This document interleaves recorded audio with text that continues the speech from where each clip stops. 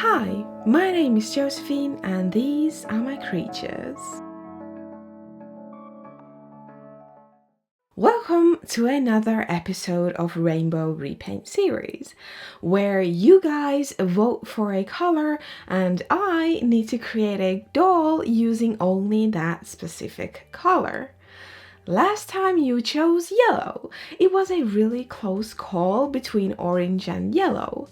If you don't want to miss the orange doll who is going to be next in the series, I highly suggest you hit the subscribe button and turn on notifications to be one of the first ones to see it. In addition to only use one color, aka monochromatic rule, I also have a rule that the doll needs to be inspired by the color as well.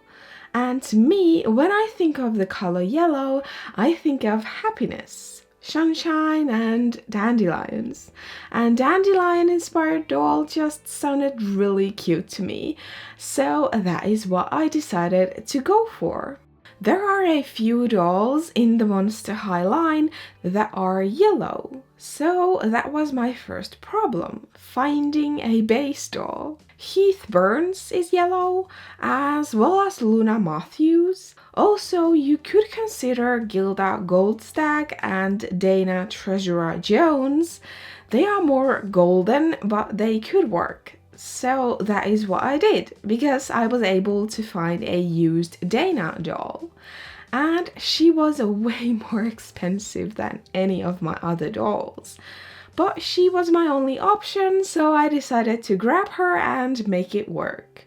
She is a reboot doll, so she has molded on clothing and a sweeter looking face mold. I remove all of her accessories and cut off her hair as well.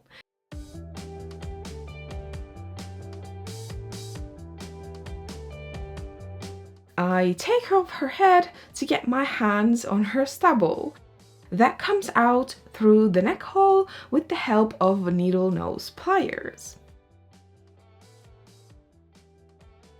I wanted to add some variety to my group of dolls, so I gave her curly yarn hair that I later cut and styled into an afro. Her afro hairstyle really reminds me of the dandelion puffs. As a kid, it was so much fun blowing the puffs and watching the seeds scatter into the wind.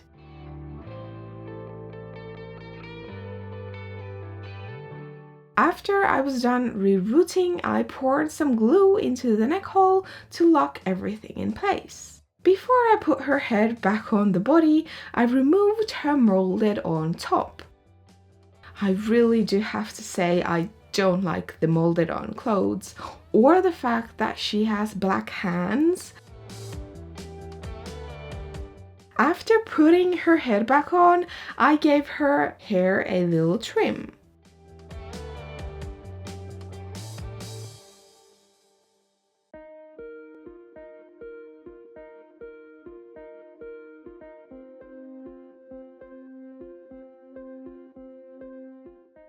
I very lightly used the pet brush to make the hair a little bit poofier.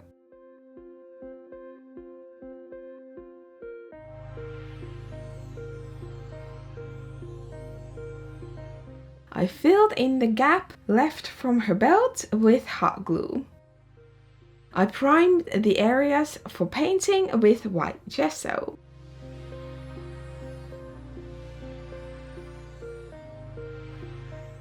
After 2 coats of yellow acrylic paint, I use a matte varnish from Art to seal and protect the painted areas.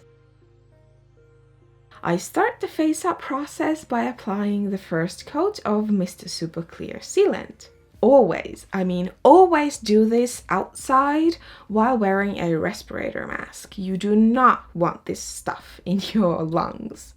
I start the work with pastels on the edges of her face, and then I sketch the lips and eyes.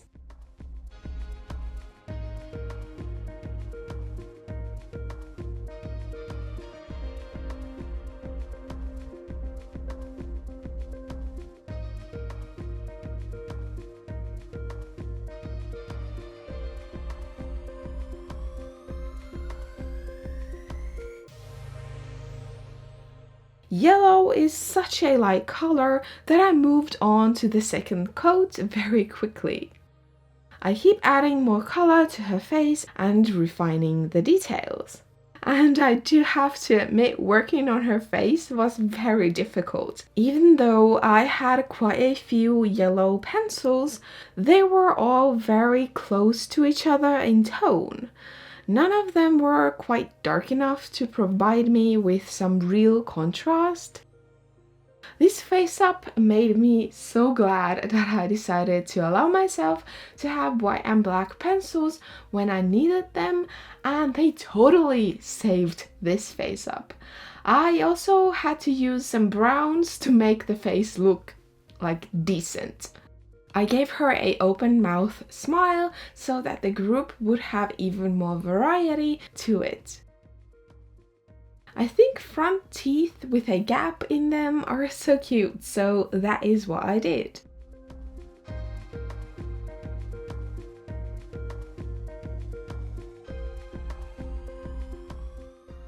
I had to use my brush with this face up because just using the pencils alone was not giving me the coverage that I wanted.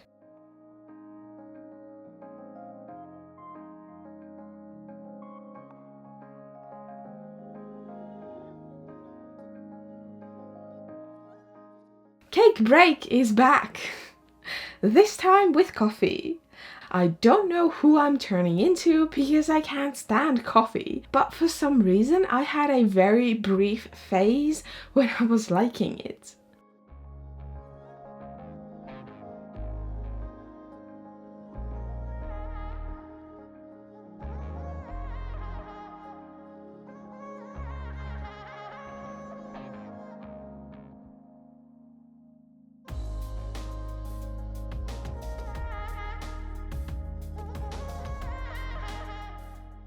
Having the black only in her mouth looked really weird, so I added it to her eyes as well. It helped a little bit, but I was feeling her eyes still looked a little crazy.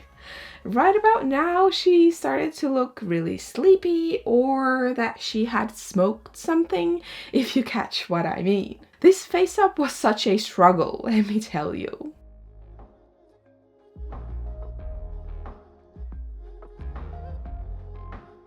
I think I redid her eyebrows 3 times. So this is the second time I ended up not liking them. Luckily, watercolor pencil is really easy to erase with water. Actually, I would recommend using water instead of an eraser. It just works so well. I was feeling her eyes needed to be darker to fit in better with her hair and skin tone. They were getting a bit lost in her face. I sealed her face and had a little break to regather my thoughts, because at this point I was not liking her face all that much. But after the break, I feel like I really had fresh eyes and a fresh mind to continue working on her. I gave her pretty fluttery lashes and did her eyebrows the 3rd time. This time with acrylic paint for some reason. I guess I had not used them yet on the face and I really wanted to use them somehow, so why not the eyebrows? I sealed her for the final time and then added gloss to her eyes and lips. And for some reason I forgot to add the catch lights again. It isn't a big deal, I just have to use acrylic paint because that doesn't need to be sealed in with MSC. I added a lot of blushing around her hairline and temples to add more contrast between her skin tone and hair color, and it worked great. Her hair really does pop against the darker skin tone. I took a really close look at the dandelion for some inspiration before I tackled making her outfit. Because she had that molded on top, she's going to be getting some clothes unlike the other girls in the series. I wanted her dress to be made out of dandelion petals. I wanted to make the petals out of fabric, so I stiffened some cotton fabrics with white PVA glue. I used Panduro's quick glue mixed with water for this.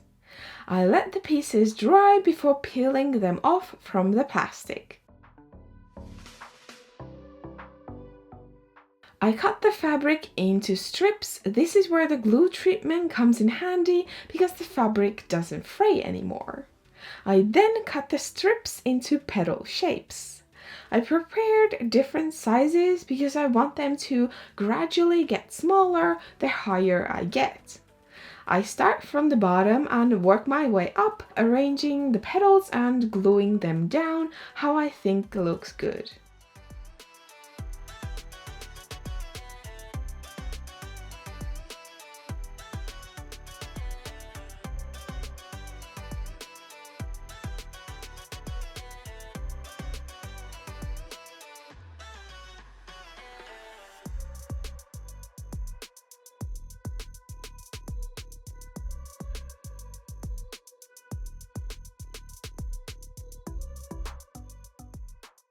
When I get to the end of the dress, I cover the raw edges of the fabric petals with a frilly strip of fabric. I glued several layers of this to make the edge look nice and fluffy. To disguise her black hands, I obviously painted them yellow, but it was not enough, so I added a piece of fabric to look like the end of her gloves. I really hate the fact that her hands are a completely different color to her skin, but what can you do? Because she is a reboot doll, I could not swap out her hands with someone else's because the joints are a different size.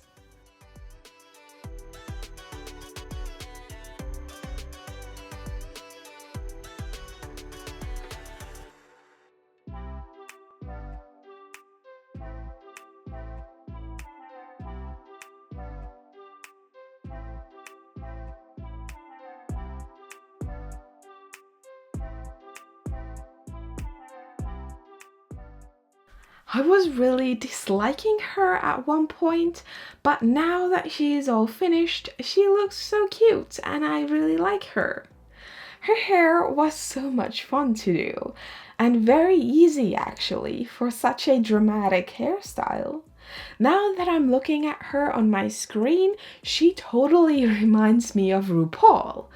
Can you see the resemblance, or am I the only one?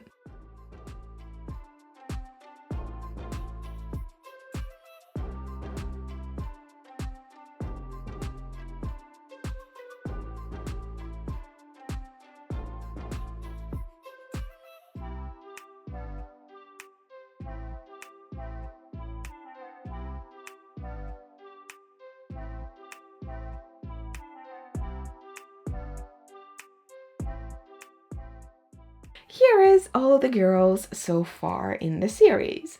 We are still missing Orange, so she is next. Subscribe if you haven't yet done that, and hit the bell to not miss her when her video is released.